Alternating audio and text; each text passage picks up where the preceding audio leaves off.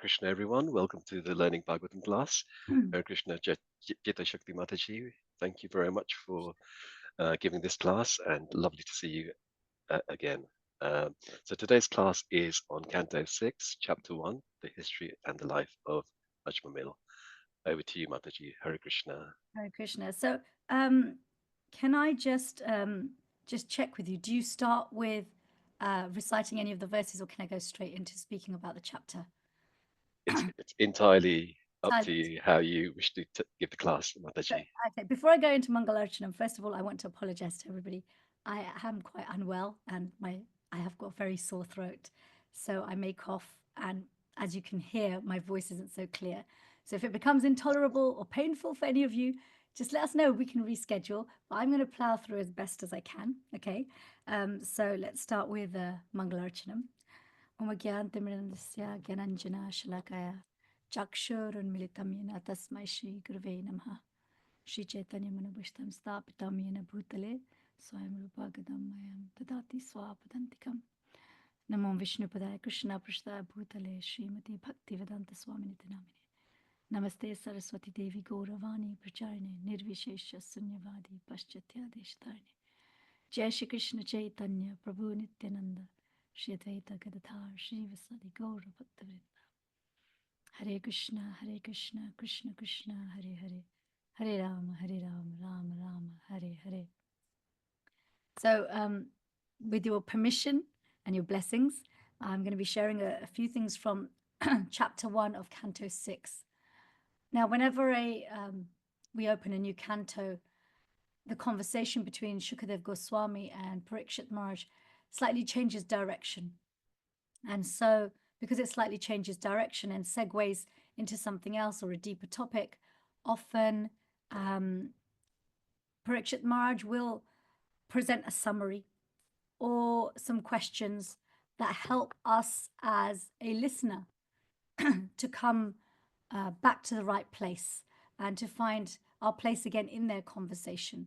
Because their conversation is a long one, it's a deep one, it's a complex one, and it's discussing transcendental subject matters which are not possible for the mind or human intelligence to grasp and really are understood by Krishna's mercy. So Parikshit Maharaj, he, out of compassion, redirects us, puts us back on track. And this is exactly how this canto opens. So if we look at the first 5 cantos, just to bring you up to speed, the first canto is like setting the scene. It almost mirrors the first chapter of the Bhagavad Gita, setting the scene, why everything's happening. And then when we have canto 2, 3, 4, and 5, there's a presentation of Parikshit Maharaj's questions, a summary of the main topics, and then 3, 4, and 5, Sukadev Goswami goes into explaining creation and then sub-creation, and then particularly in the 5th canto, he speaks about a bit more detail about cosmology and particularly the hellish planets. So the 5th canto is quite a difficult canto for a lot of people to read. It can be quite agitating, it can be quite distressing. And it's distressing for Parikshit Maharaj as well. It may be distressing for an ordinary person to read because they may be concerned that, oh no, what's going to happen to me? I've done so many terrible things. But for Parikshit Maharaj, it's distressing not for that reason. He's not worried about that. He's actually already transcended the modes of material nature. We already hear in the 2nd canto that by the time Shukadev Goswami starts answering, Parikshit Maharaj's questions, in the very early stages, Parikshit Maharaj has already surrendered his entire body, mind, and heart to Krishna. So he's not now disturbed because of these horrible things he's heard about the hellish planets and what happens when we engage in activities that keep us away from our true nature. He's disturbed because he's para dukha dukhi. What does this mean? Para dukha dukhi means he actually feels the pain and pleasure of others. It's the highest type of empathy. We often talk about empathy and, people who have empathy. It can be a struggle because you feel too much. It can also be a superpower. It can be something that we should develop if we're going to be compassionate, loving Vaishnavas. But when you walk in someone else's shoes, it helps you to relate to them. But Paradukha is higher than that. It's higher than that because it's not simply about being relatable in the current circumstance or being compassionate in the current circumstance, but I'm going to be compassionate to you and actually see permanently how can you be rid of this difficult situation. So this is the position that Parikshit Maharaj is opening the sixth canto and the first chapter with, is that in the first few verses, he summarizes what his teacher, Shukadev Goswami, has told him so far. He says, so far you have explained to me creation, the Lord's potencies, sub-creations. You've also told me about what happens when to people who engage in sinful activities. And, the word sin, it means that which keeps us away from God. So actually, pious and impious activities fall under sinful reactions. Okay? So whether they give us pleasure in this world or disturbance in this world, they actually both give us the highest displeasure, which is separation from our true identity and our most pleasing relationship. So Parikshit Maharaj is really trying to express to Sukadev Goswami. So then he says, so how do we save people? How do we save people from the reactions to their activities? And more than saving them from their reactions to their activities, how can they be free of this completely and altogether? So this first chapter opens up in a canto which is specifically about how the Lord protects us. Poshana, it's called Poshana. How does Krishna protect us in a world where the modes of material nature are really strong? The tendency to come under illusion, make mistakes, want to cheat, have imperfect senses, all of those things, be exposed to so many things which make us want to move away from our eternal nature. How is it that Krishna protects us? How is it that the process of devotional service protects us? And this particular canto really makes sense of why things are the way that they are. So as Parikshit Maharaj is, summarizing just in a few verses the last few cantos, paraphrasing in a nutshell what his teacher has told him. Shukadev Goswami also tests his student. He tests Parikshit Maharaj because this is what all great teachers do. Before they go into a deeper subject matter, they first of all test, has my student learned what they were supposed to learn? And secondly, how greedy are they to go deeper?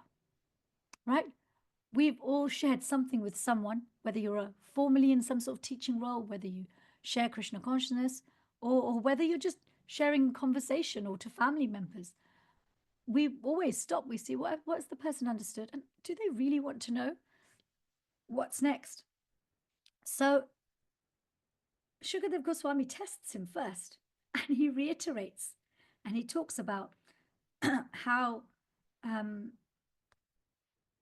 actually, if you engage in sinful activities, you can escape them in a number of ways. We have karma kanda, karma yoga, jnana yoga. So you can just do activities which atone for your sinful activities. And in this way, you can be happy. Or you can develop knowledge about how the material world works, how the universe works, and develop an understanding of why you shouldn't engage in sinful activities and how it will make your life miserable. And so in this way, this is how you can be saved from the miseries of sinful life. So he tests him.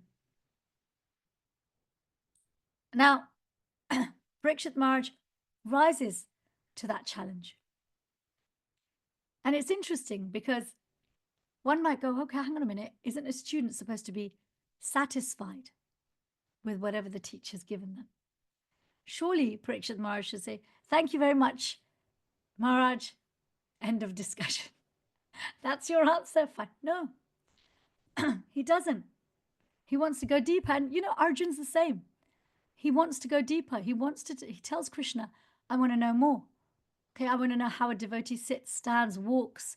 I want to know how a devotee behaves, what qualities they have. Same in the Chaitanya Charitamrita.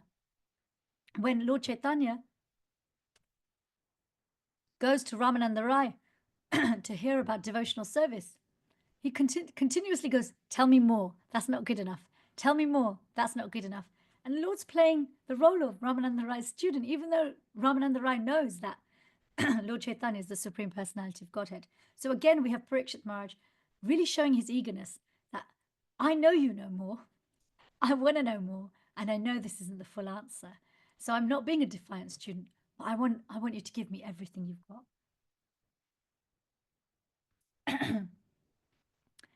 So it's at this point, Parikshit Maharaj, he expresses his dissatisfaction. He said, this atonement, it's pointless. He said, it's like an elephant. Prabhupada explains this analogy. It's like an elephant taking a bath. They take a bath in the water, they get clean, they come out. Have you ever seen this? And then they take the dust and they dry themselves off with dust only to get dirty again. So what's the point of this? You sin, you atone. You sin, you atone. Yes, you might get knowledge that makes you want to not sin anymore, but the propensity to sin is still there. The tendency is still there. How do we get rid of the tendency? How do we get rid of any likelihood that we will ever want to stay away from Krishna again? Again, looking at this phrase, sinful activities, all activities that keep us away from Krishna ultimately are sinful. Yes, we categorize them as impious and pious simply by whether they give us a materially comfortable, uncomfortable situation, but they are all sinful because they keep us away from Krishna. So Parikshit Maharaj really, he wants to know from Sukadev Goswami, what can we do to get rid of this tendency to engage in activities that keep us away from our happiness, that keep us away from Krishna, and that permanently save us from being in any kind of miserable condition. Okay.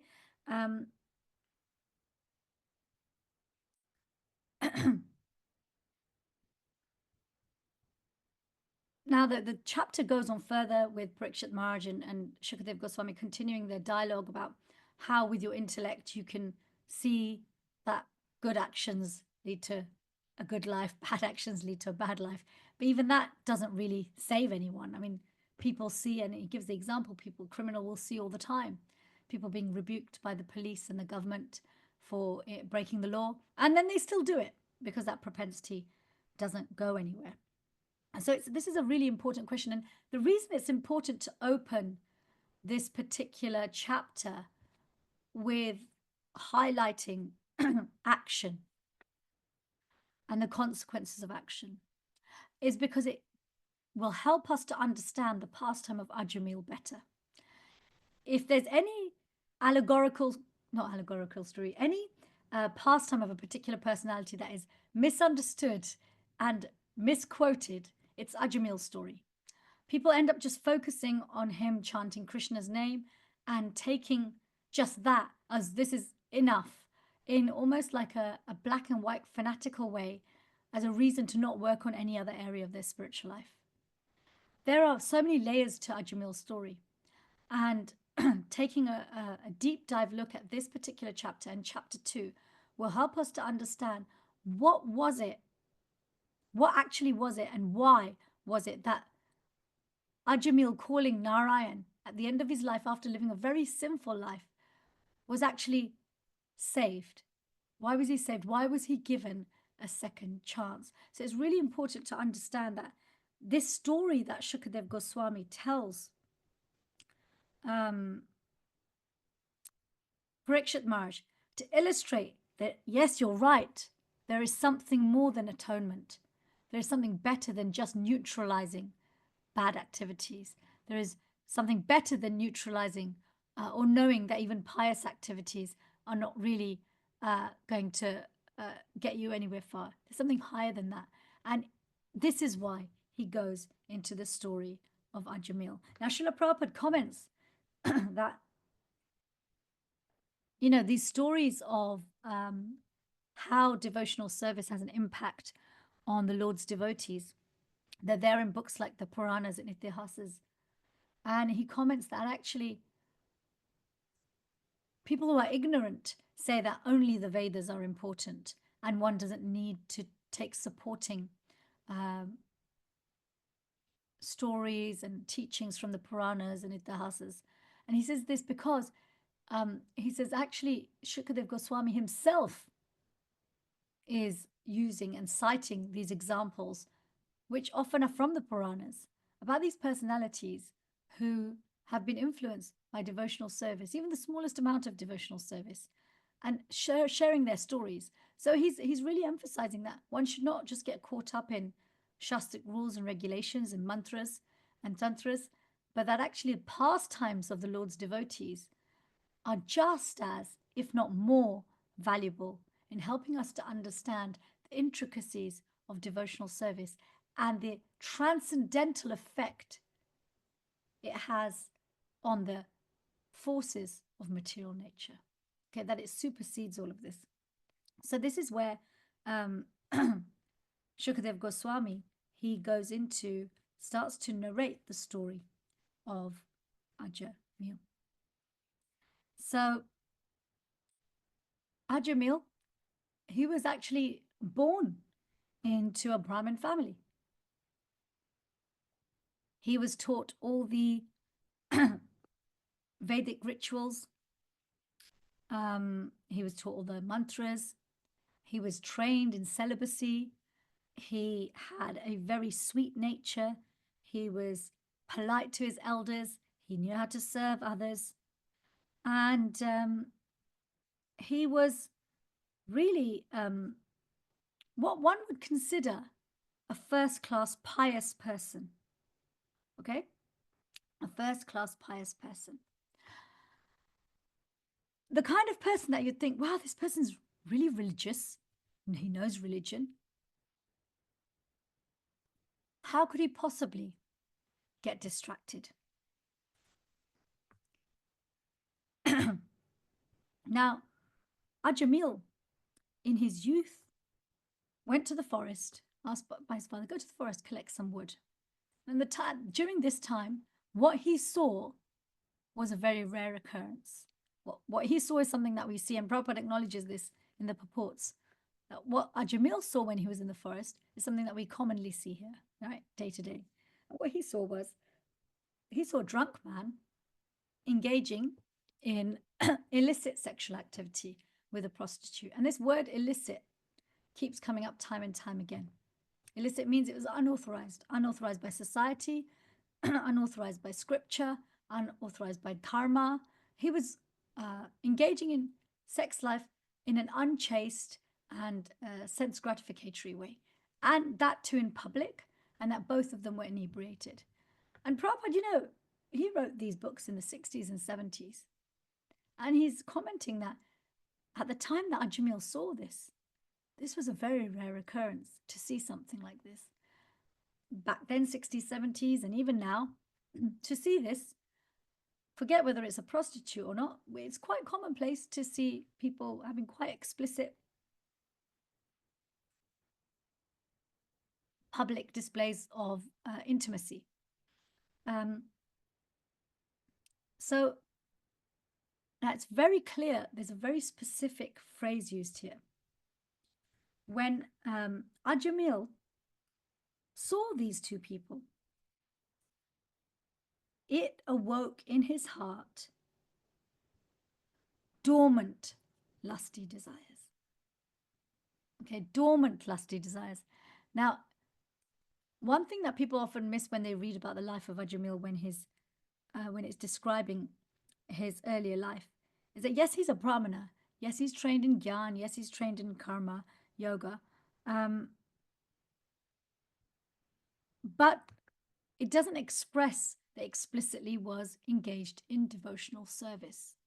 Okay, so from that we can understand that Ajāmila had taken birth in a family where, as a brahmana, he was engaged in karma and jnana yoga. Okay, so when he saw these two, this dormant lusty desire became awoken, and he had a beautiful young wife at home. And he tried, describes how Ajāmila, he tried using his knowledge, the verses he learned from scripture. He tried using his different meditation techniques to suppress or get rid of this desire, because he knew this is only going to lead to difficulty. Okay. But he was unable to. And so very quickly, he made arrangements. He made arrangements, um, you know, he made arrangements to employ the prostitute as a servant in his home. And then he engaged in a relationship with her, left his wife, and had many children with her. Not only did he continue to engage in a relationship with her, but he engaged in a relationship with her and earned money by unethical means. He would cheat people, he would steal from people, he would disturb people, he would harass them. He lost all his good character, all of his good qualities, because he became overcome by lust, the desire to just satisfy the senses.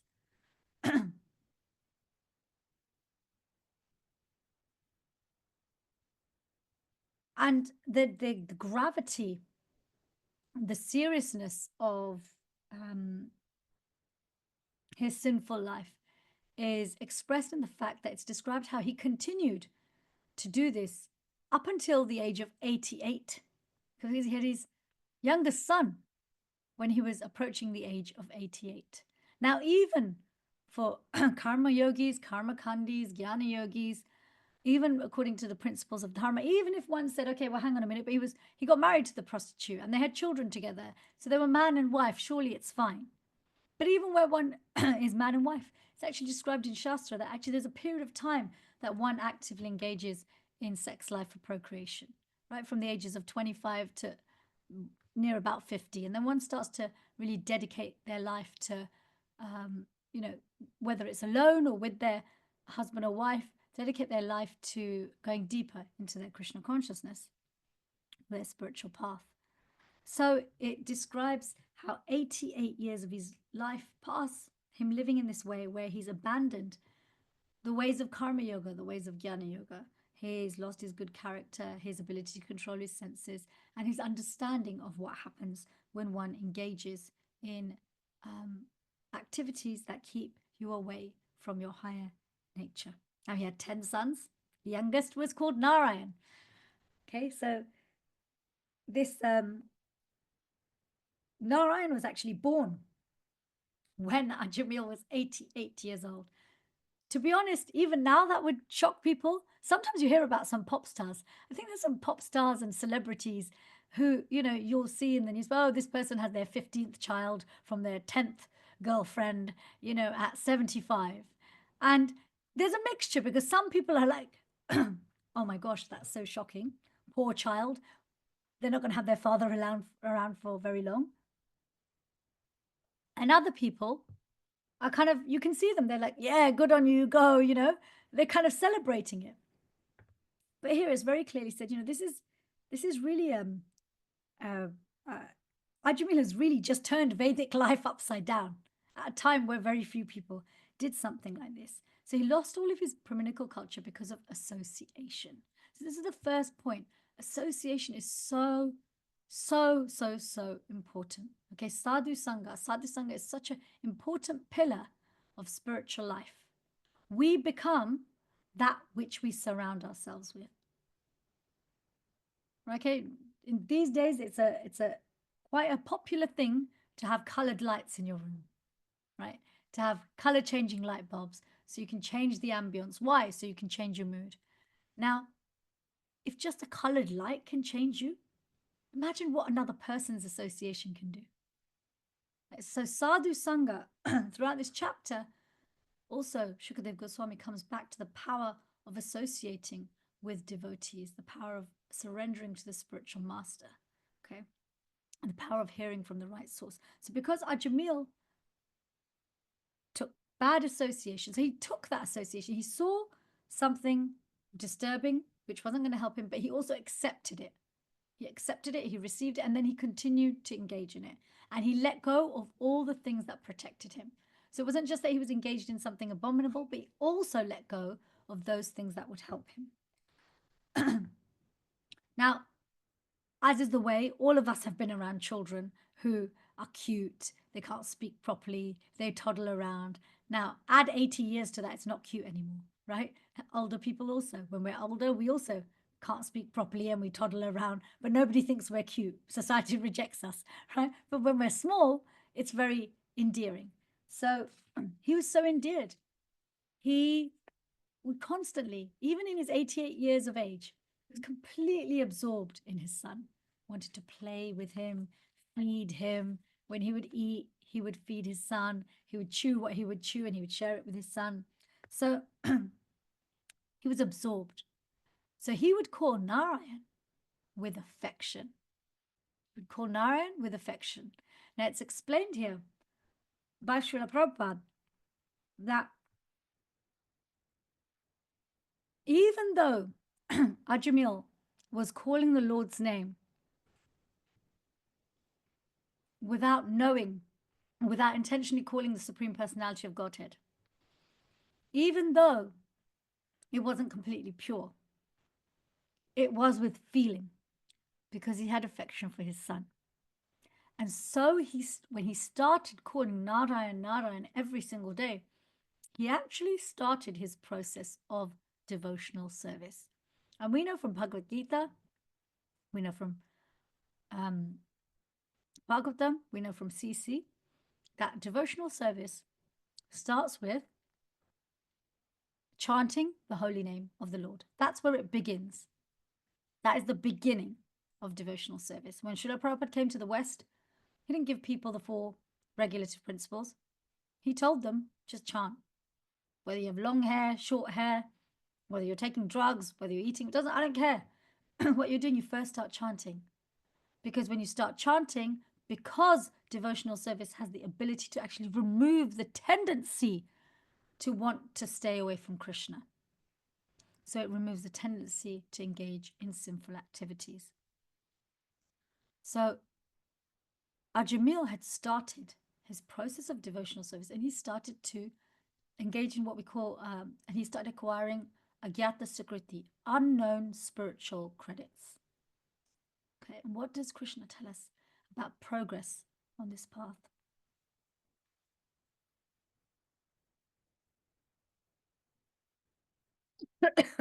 Anyone? Sorry, what's the question? What does Krishna tell us about a little progress?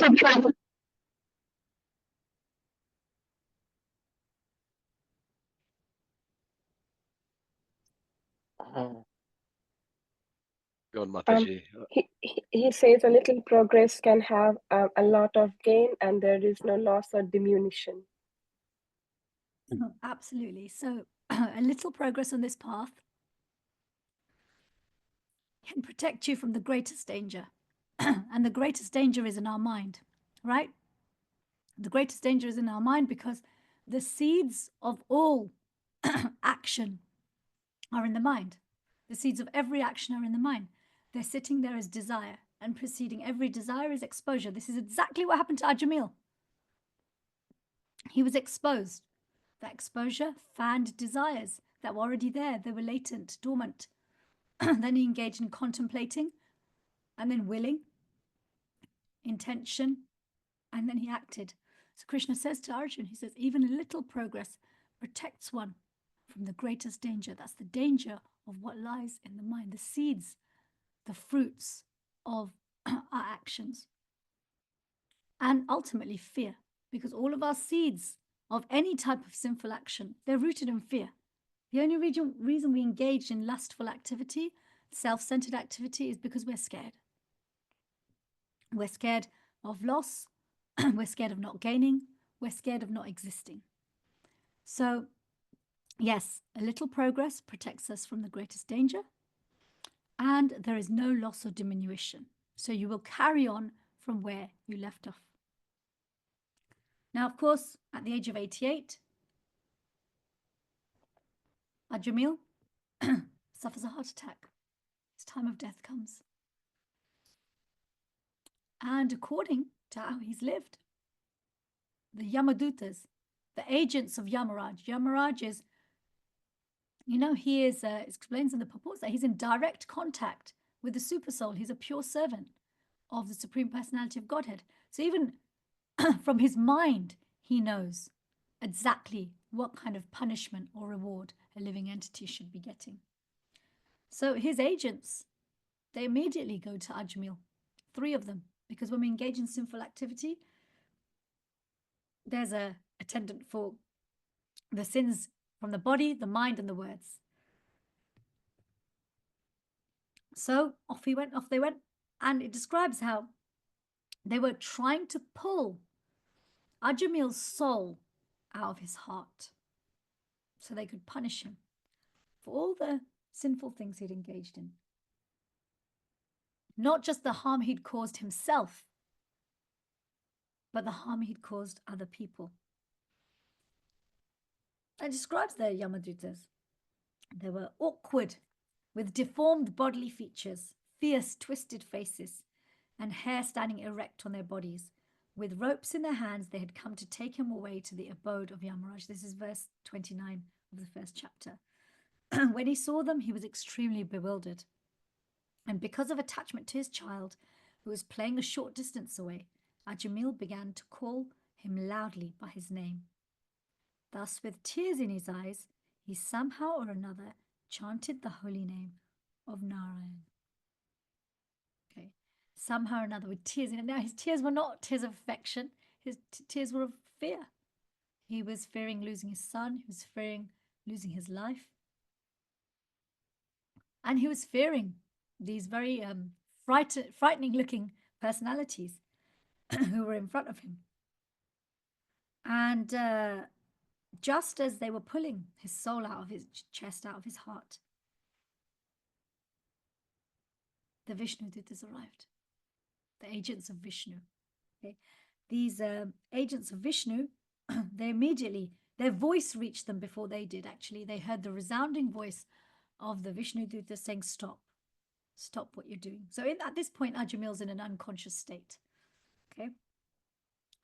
And now these Vishnu-dutas, they are pure devotees of the Lord. They're agents of the Lord. They have the type of liberation of Sarupya, which means that they have the same form as the Lord. So they actually look like Narayan. They have 4 arms, they carry the conch, the disc, they have various weapons in their hands.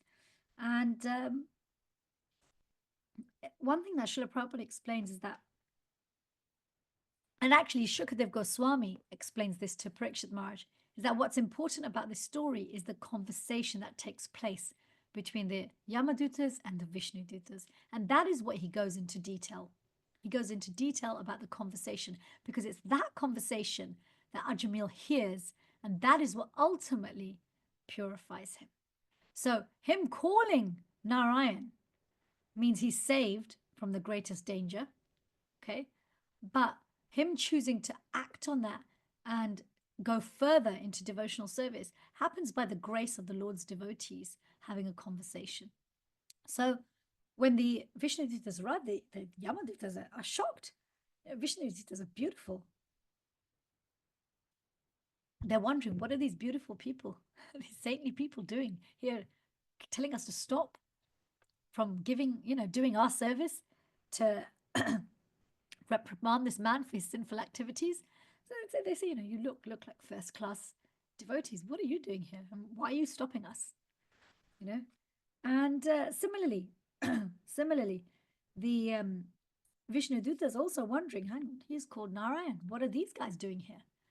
Okay, well, if you really are a servant of Yamraj, who we know is a servant of the Lord, a pure servant of the Lord, tell us, what are the rules and regulations by which you punish people? Do you punish everybody, or is it only some people? So they ask these questions, and the dialogue that ensues between the Yamadutas and the Vishnu-dutas is really a summary of the difference between Karma Kanda, Karma Yoga, Jnana Yoga, and Bhakti Yoga. Really, that's what it summarizes. And if I were to explain it in a nutshell, because if there's one thing that sometimes, one of the things that devotees get confused about is how is action in Bhakti different to action in Karma Kanda and Karma Yoga? Someone can be Karma Kandi, Karma Yogi, or a Bhakti Yogi and externally be doing exactly the same thing. Exactly the same thing, but be getting very different results. So what is the difference? And if we were to understand in the most simple terms, karma kanda means we act according to scripture simply for the betterment of this life and the next. One wants to stay in prison, but they want to make sure that they have the first class prison cell. Okay? A karma yogi engages in their work with the devotional idea that I will offer this, and I'll offer it because my work will purify me. My work will purify me. But bhakti yoga, we do the same work. We know it's purifying us, but it is purifying us ultimately because what we want to do is please Krishna with our work. And so it's action with devotion and humility. This is what Krishna gives Arjuna in the end. So in the beginning, Krishna tells Arjuna about, you're going to fight anyway because you're a warrior. It's ingrained in you to protect based on the modes of material nature and the body you've acquired and the mind you've acquired. You'll do it anyway. You're not going to be able to meditate. It's karma kanda. And it's great. If you die on the battlefield, you go to the heavenly planets. If you win, you get the kingdom. Win-win. Karma kanda is win-win for you. This is karma yoga. Actually, if you fight,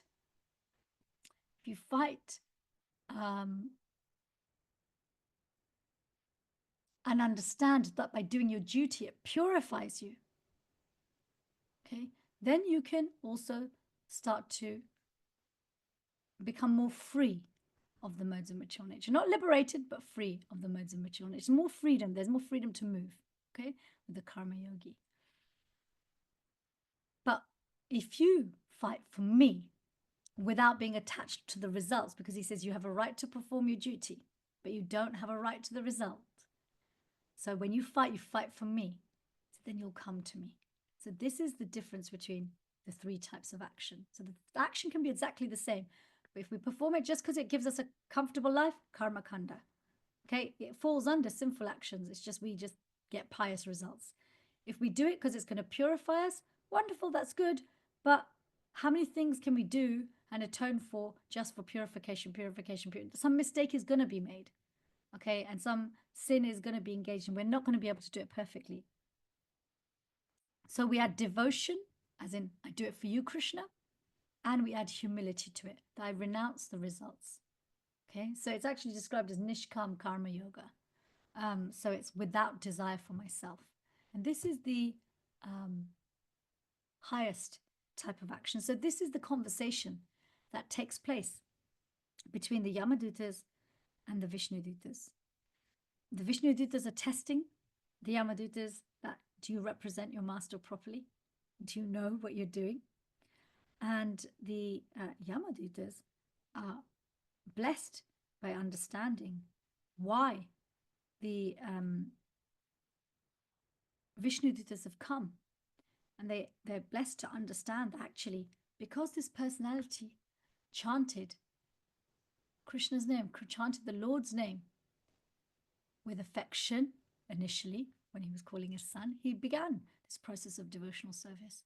And then right now, while he was leaving his body, he's called with intense feeling, with fear, with anxiety. And so they have no choice but to come and protect him, because Krishna promises even a little progress on this path protects you from the greatest danger. What's the greatest danger? Our actions lead to the hellish planets. And there's lots of religions, Prabhupada talks about this, that a lot of religions just get caught up in protecting from the greatest danger. But actually what happens at the end of this chapter is as Ajāmila is listening to their conversation, so he's in an unconscious state to the conscious world, right? Looking at him, you think he's not alive, or he's like not that he's left his body, but he's unconscious. He's not receptive to anything. But actually he's in a state where he's able to hear everything that is going on.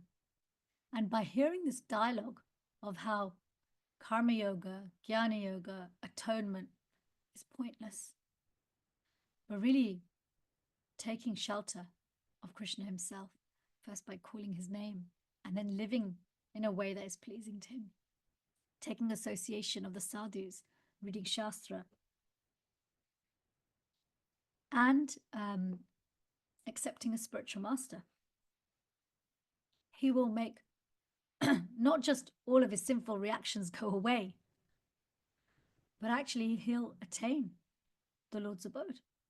He'll get the Lord's company again, which is far better than just negating all of your sinful reactions. So Ajāmila didn't just become, get a second chance just because he randomly called out the Lord's name. He didn't randomly call it out. He started calling the Lord's name in his life earlier with affection, even though there was no intention for it to be to the Lord. So he gained some agyata sukriti. Then at the time of death, he called the Lord's name with fear, with some emotion. Just even that was enough for the Vishnu Dutas to come and protect him. And then when he heard the conversation, the philosophy from the mouths of pure devotees, Yamadutas are pure devotees of Yamaraj, who's a pure devotee of the Lord. And the Vishnu Dutas are pure devotees of the Lord. He's hearing this perfect conversation. It purifies his mundane intelligence. It wakes up his soul. And Ajāmila, he gets a second chance. And the rest of his life, it describes how he goes to Haridwar and he spends his final years surrendering to the Supreme Personality of Godhead.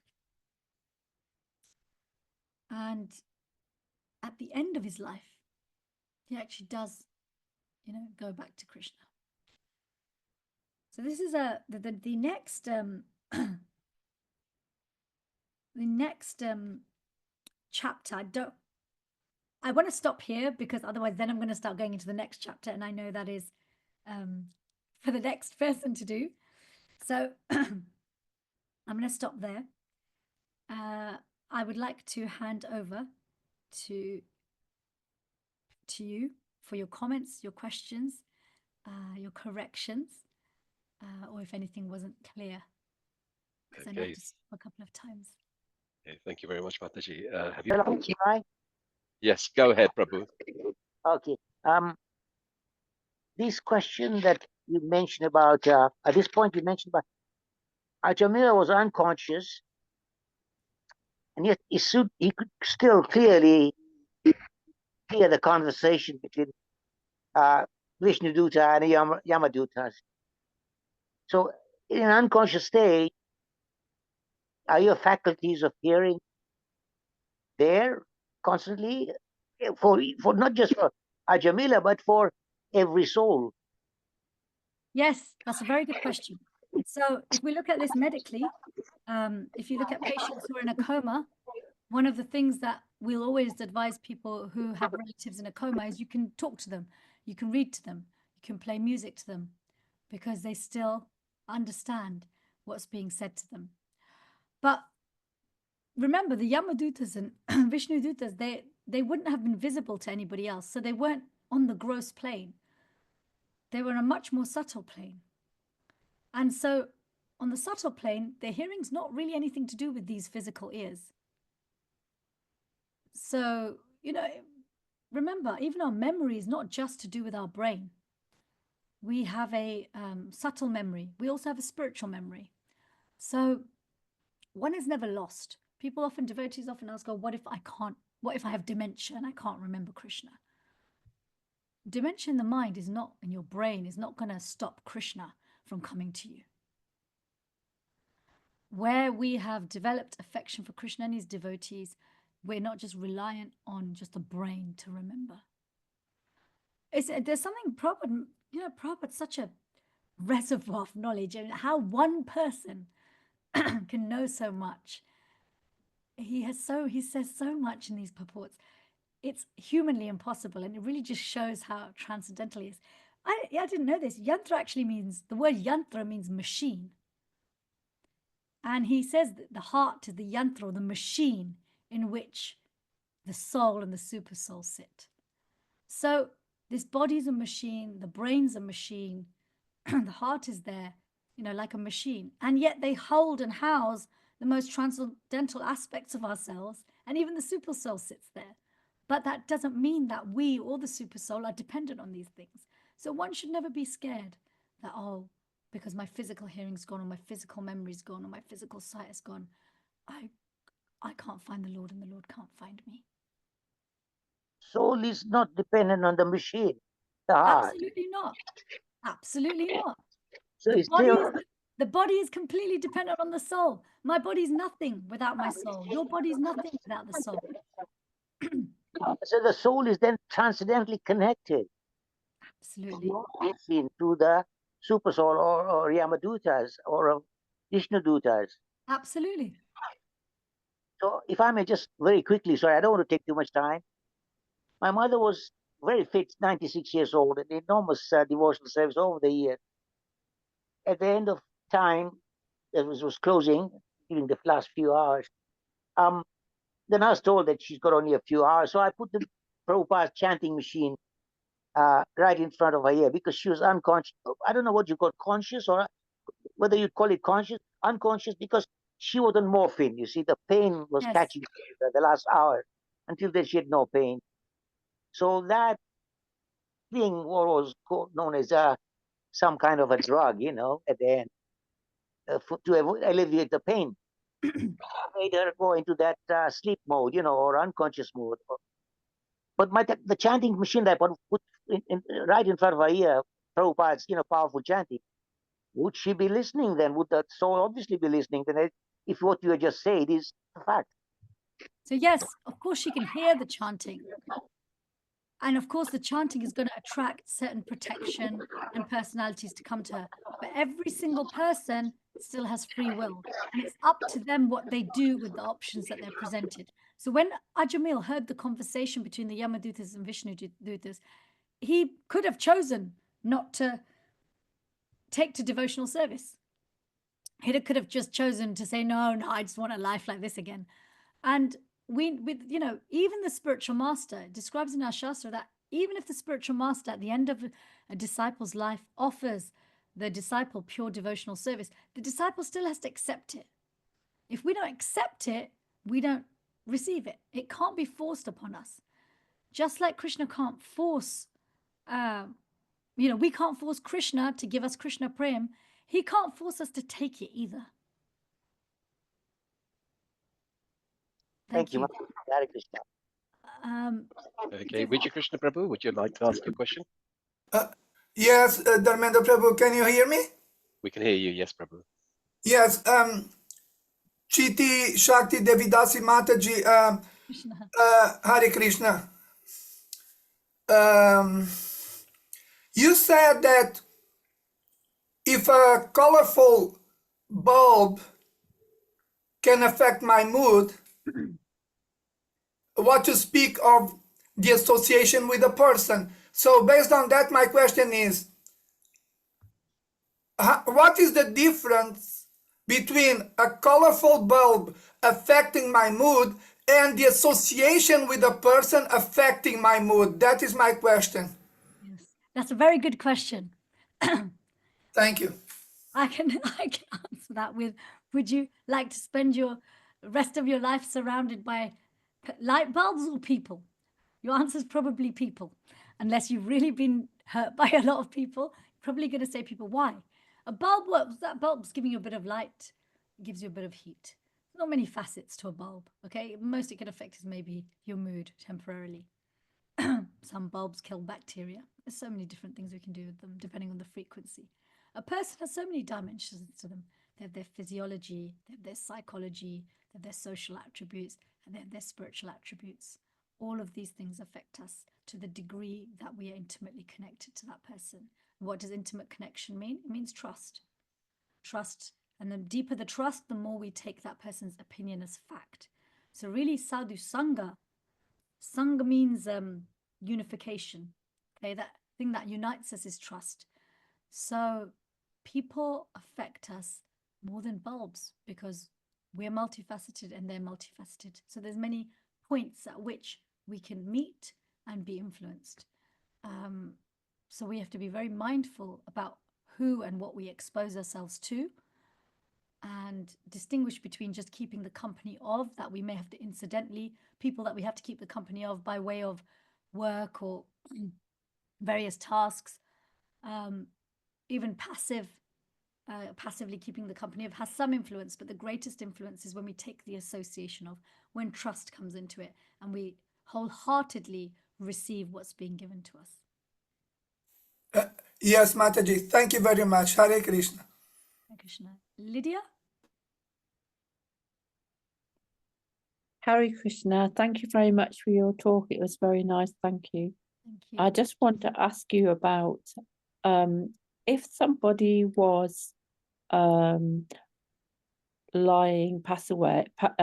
away for quite a while, a few weeks, say, and they weren't a devotee as such, but the person that was with him some of the time was reading the Srimad Bhagavatam to them and chanting Krishna's name and putting Prabhupada chanting on, that sort of thing.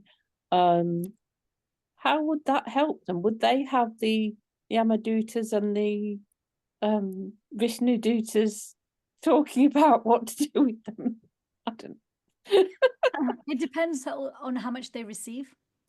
It will definitely have an impact, and whatever progress they make, they will carry on where they left off. So even if they do have to get some reactions for some of the things they've done, a lot would be, negated anyway by the devotional service, even if it's, unknowingly they're getting the credits. But even what they do struggle with or suffer with, alongside that, they'll also get an opportunity to carry on with their devotional service. So because there's no loss or diminution, right? And it protects you from the greatest fear. So it's never too late and it's never too soon. Whatever we can do for others, this is the power of sound. Sound is very powerful, and transcendental sound is the most powerful, because the transcendental sound is a person, and that person has a very big loving heart, which is willing to welcome anyone and everyone. Thank you very much. Janita? Hare Krishna, thank you so much. So my question is basically that, so in the Vedas, and the Vedas comes from Krishna himself, right? Because an incarnation of him created that. And in the Gita, he says that there's nothing more purifying than transcendental knowledge, like from the Vedas. And then he also says that he will preserve what a devotee has and provide what they lack. Mm-hmm. So if Ajāmila was genuinely well-versed in the Vedas, why did his divine knowledge not purify him like Krishna says it would in the Gita? And then when he was sincerely practicing bhakti, why didn't Krishna preserve this and provide what he lacks? For example, his lack of control over his desires. Okay, so he wasn't engaging in bhakti yoga. He was on the path of karma yoga and jnana yoga. So knowledge on its own doesn't awaken devotional service. It's the mercy of a Vaishnav that awakens devotional service, because the conclusion of the Vedas is to know and love Krishna. And you can read the Vedas and not come to that conclusion if you don't have the blessings of a Vaishnav, because Krishna's devotees protect him. Bhakti Devi is independent, and she chooses to exercise her independence by going only where her devotees want to place her. This is why association is so important. And Krishna says, I'm to be known by the Vedas. Yes, he's to be known by the Vedas, but Vedanta, anta means conclusion or end. The conclusion of the Vedanta, the conclusion of the Vedas or the Vedanta is to know and love Krishna. And many people read the Vedas and they don't come to that conclusion. We've got academic scholars who know verses from the Vedas that none of us have ever come across. They have no interest in Krishna whatsoever. They still engage in things which are nothing to do with making their life better. So simply knowledge is not enough to approach Krishna. He even says that in the Bhagavad Gita, that the flowery words of the Vedas do not attract me. Okay. So then when he is like calling out Narayan right at the end, but he's not doing so with love of Krishna in his heart, then how come that is something that makes him liberated? Because if he reads the Vedas and he does it without love of Krishna, but then also when he calls out for Narayan without the love of Krishna, why is that okay? Yeah, there's a difference. So calling Krishna's name is the beginning of devotional service, especially in Kali Yuga. Okay, so calling Krishna's name is the beginning of devotional service, which is different to Karma Kanda, different to Karma Yoga, different to Jnana Yoga. Okay? And when he calls Krishna, when he says Narayan, at the time he's leaving his body, he's doing so with great feeling towards his son. He's not liberated at that point. The Yamadutas have come to take him. He's not liberated. He becomes liberated afterwards, and you'll find out more in the next chapter. When the Yamadutas and Vishnudutas have finished speaking, that knowledge purifies him, their association purifies him. He's with the pure devotees of the Lord. And then he lives out the rest of his life engaging in pure devotional service, and then he goes back to Krishna. He's not liberated when he calls his son Narayan. Okay. Does that make sense? Yeah, thank you. Okay. And Moni Deepa? Hare Krishna, Mataji. Thank you for a very wonderful class and good answers. My question is, you mentioned that his desire, hidden dormant desire, was awakened Yes. when he saw. In this day and age, as you also mentioned, that what Ajāmila saw is we are always seeing, and not just in real life. We have special devices where we are seeing so many things. Apparently 89% of the data used in India was used for watching porn. How do we save the like ourselves and the new generation from going into this downward spiral? Prabhupada addresses this. He talks about brahmachari life in one of the purports, and how strict brahmachari life is. And he says, with the way things are, one would think it's impossible to remain brahmachari and celibate. But he says, actually, by chanting Krishna's name and engaging in devotional service, it becomes easy. Why? Because Krishna's name and the path of devotional service is enough to kill karma at the root, at the plant stage, and at the fruit stage. So if we look at karma as a plant, you've got exposure, you've got the seeds of desire, then you've got thinking, feeling, willing, contemplating, all of those things which now this plant is growing. And then you've got the action, and then you've got the mature fruit from the action, which is the reaction. And then you have to reap the fruit. And that reaping of the fruit, there's prarabdha karma, that which is already manifest, and that which is unmanifest, aprarabdha karma. So it's there, it's ready to be picked, but it hasn't always about to be, it's in some stage of fructification. All the seeds are there. That's all aprarabdha. Now, most people are like, okay, well, devotional services can get rid of desires, it can get rid of thinking, feeling, willing, it can do all of those things. Exposure is in our hands, okay? We have to be conscientious about what we expose ourselves to. Devotees still watch movies. They still watch movies of which have explicit content, etc. Now, Prabhupada says that although we have something that is much more powerful than all of these things, we shouldn't, on the strength of the holy name, engage in vicariously or actually engaging in things that are going to keep us away from Krishna. So the exposure bit is one thing one does with their practices, okay, and the way they live their life. The other thing is the attentiveness with which we chant and engage in the different practices of devotional service to varying degrees will cut our karma. Okay, we'll clear it, we'll clear the reactions. But even our prarabdha karma, often we'll hear that prarabdha karma is the one thing that can't be taken away. Our body is a result of prarabdha karma. I'm not going to be blonde in this lifetime unless I bleach my hair, and I'm not going to become 6 foot tall. That's definitely not going to happen, okay?